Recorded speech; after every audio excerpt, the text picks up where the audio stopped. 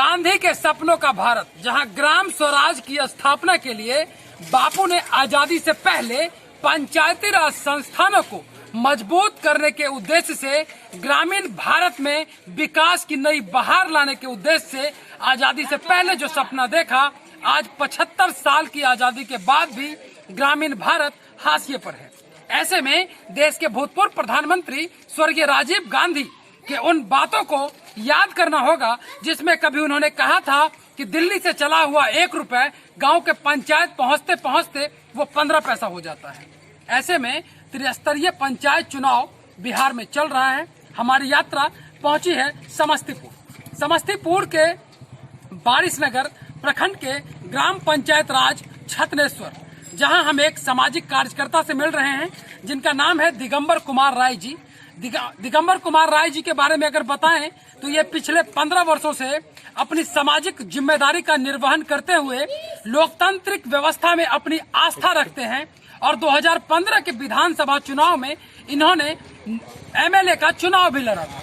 लेकिन बापू के सपनों के भारत में ग्राम पंचायत को जो सेवा केंद्र बनाने का जो उनका सपना था, उन सपनों को साकार करने के लिए सरपंच प्रत्याशी के रूप में नामांकित किए हैं। सरपंच प्रत्याशी पंचायती राज संस्थानों के लिए एक ऐसा पद है जिस पद में न्यायिक प्रक्रिया के लिए महत्वपूर्ण माना जाता है।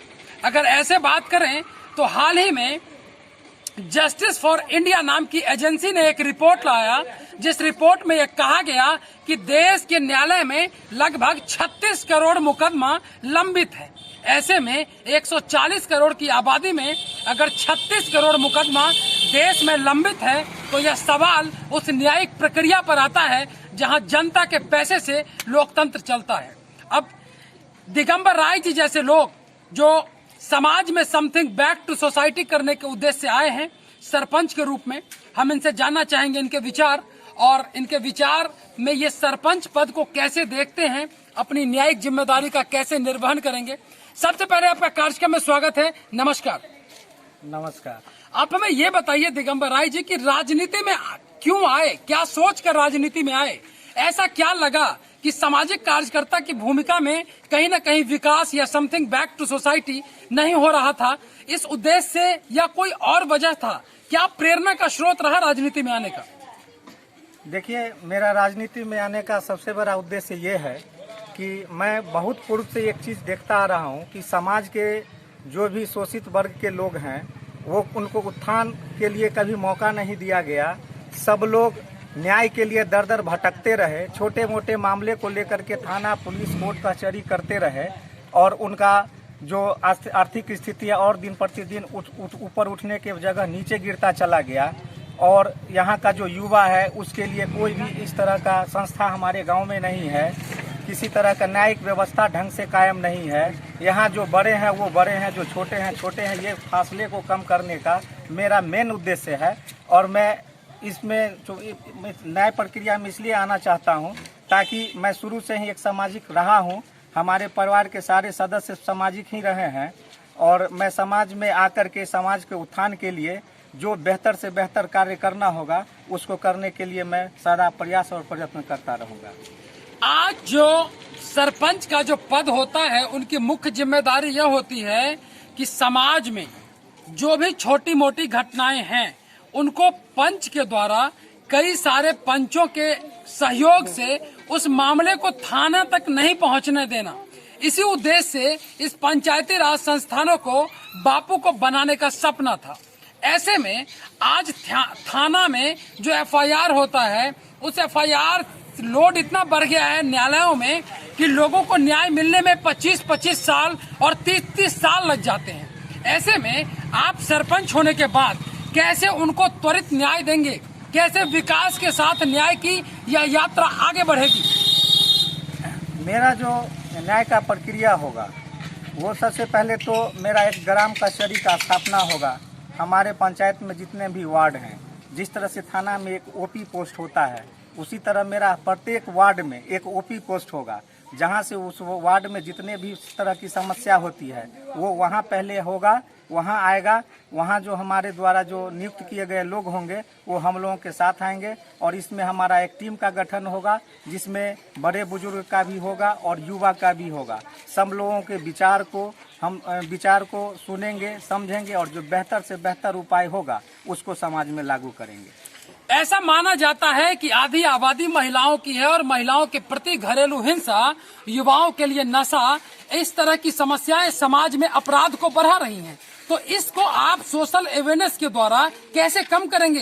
कैसे हर व्यक्ति जिम्मेदार बनेगा और समाज में जो ये सामाजिक संतुलन खराब हो रहा है, घरेलू हिंसा के रूप में हो या दहेज हत्या के रूप में हो या बहुत तरह के अपराध हैं, इसको कैसे कम करेंगे? ये जितने भी तरह का हादसा हो रहा है या दहेज के बारे में दहेज प्रताड़ना या हत्या वगैरह जो भी है, उसका मुख्य नींव है बेरोजगारी। जब तक युवा बेरोजगार होगा तब तक वो कहीं ना कहीं गलत राह पे ही भटकेंगे। उस बेरोजगारी को दूर करने के लिए मैं सफल प्रयास करूंगा। जो मेरा अपना प्लानिंग है, गवर्नमेंट सेक्टर का NGO लाऊंगा जो फार्मिंग से रिलेटेड होगा या फिर उद्योग से रिलेटेड होगा, मैं वहां लाऊंगा। उसमें सरकारी फंड दिलवाऊंगा। हमारे समाज के जितने भी बेरोजगार युवा हैं या जितने भी फैमिली बेरोजगार हैं, उनमें से 1-2 लोगों को उसमें रोजगार लगाऊंगा। और जो एग्रीकल्चर का NGO होगा, जो बाहर से मंगवाएंगे, वो यहाँ पर वो फार्मिंग करवाएंगे उन लोगों से। जो बाहर में डिमांड होगा जिस चीज़ का, उस चीज़ का फार्मिंग करवाएंगे और हम लोग उस चीज़ को अपने जगह एकत्रित करके उसको बाहर सप्लाई करेंगे। जिससे क्या होगा, किसान वर्ग के लोगों को भी रोजगार मिलेगा। जो किसान हैं, जो पढ़े लिखे कम है, वो फार्मिंग के थ्रू होंगे और जो पढ़े लिखे लोग होंगे उसके लिए उद्योग के लिए उद्योग NGO लाएंगे, उद्योग लगवाएंगे, छोटा मोटा उद्योग लगवाएंगे। जब लोग इंगेज हो जाएंगे, जब बेरोजगारी समाप्त होगी तो स्वतः भ्रष्टाचार और जितने भी तरह का अपराध है, अपराध मुक्त मेरा समाज होगा।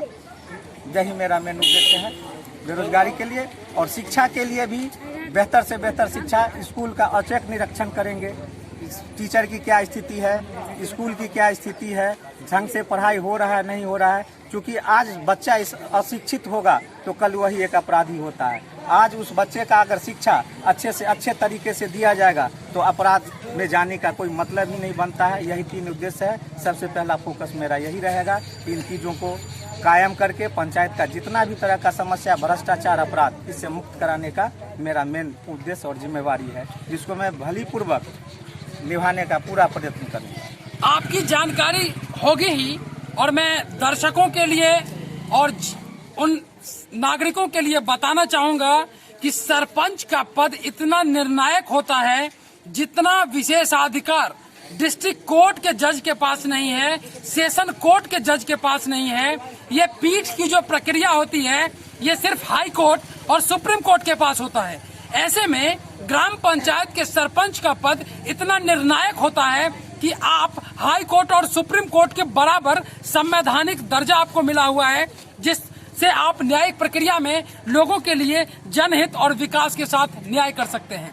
दिनकर के उन पंक्तियों के साथ युवाओं को राजनीति में लाने का एक ऐलान करने के उद्देश्य से इसको कोट किया जा रहा है कि पत्थर सी हो मांसपेशियां, लोहे से भुजदंड अभय, नस नस में हो लहर आग की, तभी जवानी पाती जाए। वीडियो टीम के साथ गौतम कुमार, समस्तीपुर।